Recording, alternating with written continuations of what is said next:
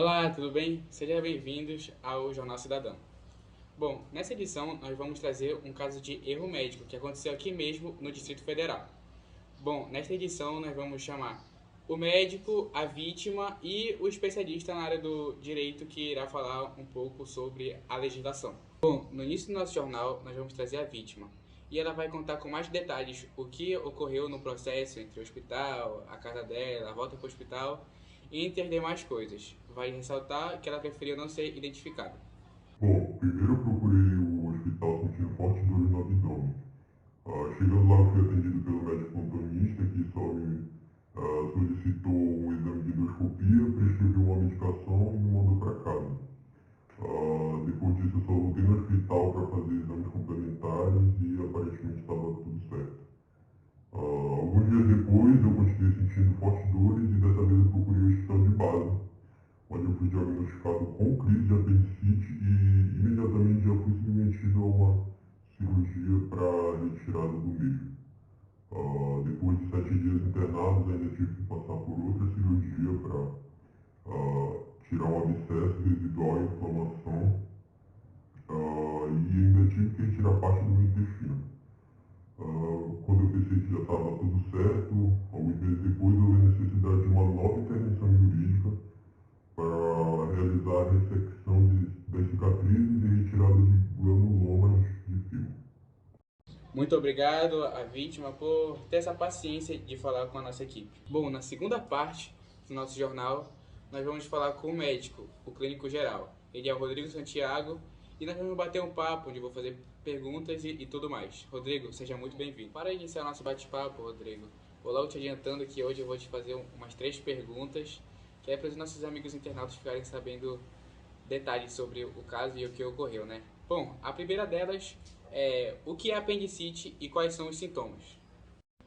Bom dia, Felipe. Bom dia, telespectadores. É um prazer poder falar sobre esse assunto que é tão corriqueiro na nossa prática clínica.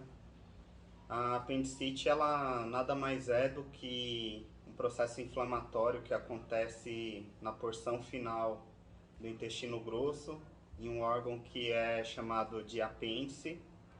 E é importantíssimo se identificar essa inflamação, porque as consequências pode levar a uma série de complicações. Com relação ao quadro clínico, ela geralmente se inicia por falta de apetite e seguida de dor abdominal. Essa dor abdominal no início ela é difusa e por conta da redução do movimento intestinal, da motilidade intestinal, essa dor vai tendendo a se localizar no abdômen inferior direito, podendo surgir náuseas e até cólicas, né, que o paciente apresenta. Depois de 12 até 24 horas, essa dor tende a sumir e vão surgindo períodos de aumento da dor por remissão da dor.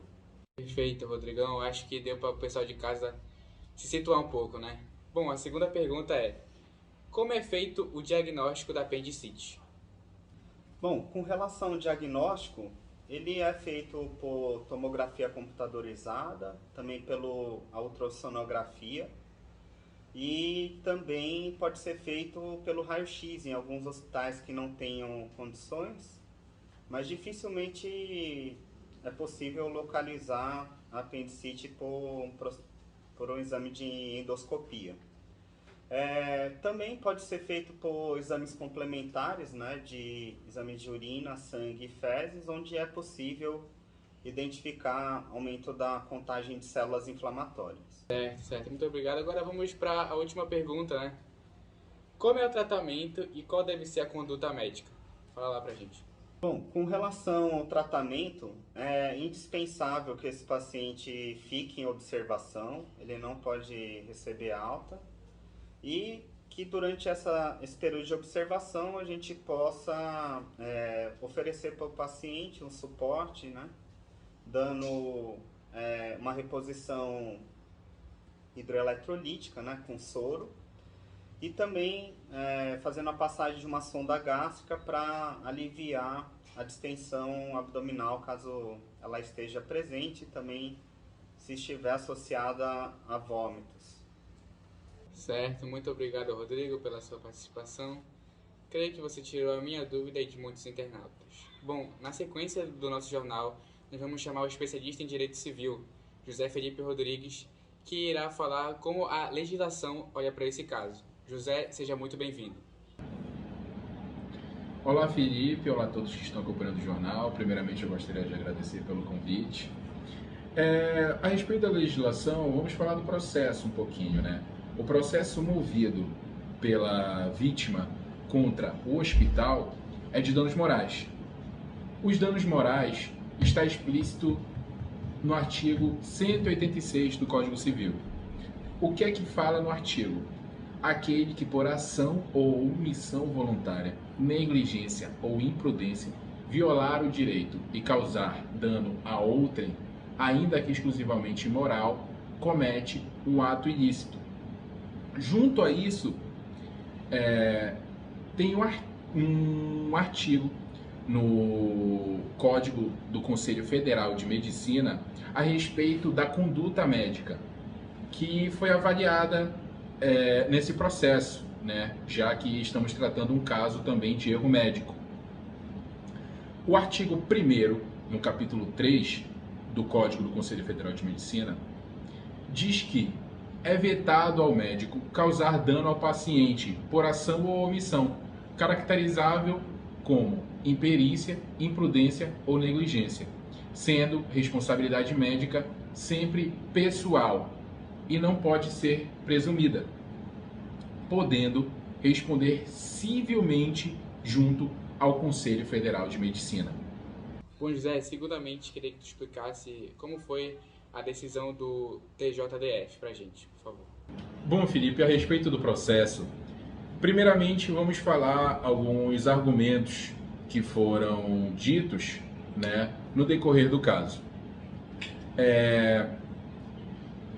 Vamos considerar a respeito da conduta adotada pelo médico que ela foi oposta à prescrita na literatura médica, pois o paciente ele deveria ser medicado e permanecido em observação no hospital. E também vale ressaltar que, além da queixa do autor, característica de apendicite, o médico teve acesso ao exame de sangue, que mostrava a presença de leucocitose, outro indicativo suficiente para que fosse alcançado o diagnóstico correto, sendo desnecessária a realização de exames complementares, o que é imprescindível no caso de dúvidas, onde o diagnóstico é determinante. E não se pode afastar, em hipótese alguma, a responsabilidade civil do hospital, que possui como objetivo principal promover o atendimento necessário a fim de resguardar a saúde do paciente. E no caso em exame, ao longo do período decorrido, o diagnóstico e o devido atendimento demonstrou efetiva negligência no atendimento hospitalar. Portanto, diante de diversos argumentos, tanto do hospital, que em determinado momento diz que o paciente deveria ter feito exames complementares e não fez, põe-se em questão alguns desses argumentos ditos anteriormente por mim, que foram utilizados pela acusação. E por fim, o TJDF, o Tribunal de Justiça do Distrito Federal, em segunda instância, igualmente ao resultado da primeira instância, declarou culpado o hospital pelo caso. Sendo assim, o paciente conseguiu sair vencedor do processo movido por danos morais e recebeu o valor pedido de R$40 mil. Muito obrigado, José, pela sua excelente explicação. Bom, o Jornal Cidadão fica por aqui. Muito obrigado à audiência de todos e espero nos encontrar muito em breve. Até mais.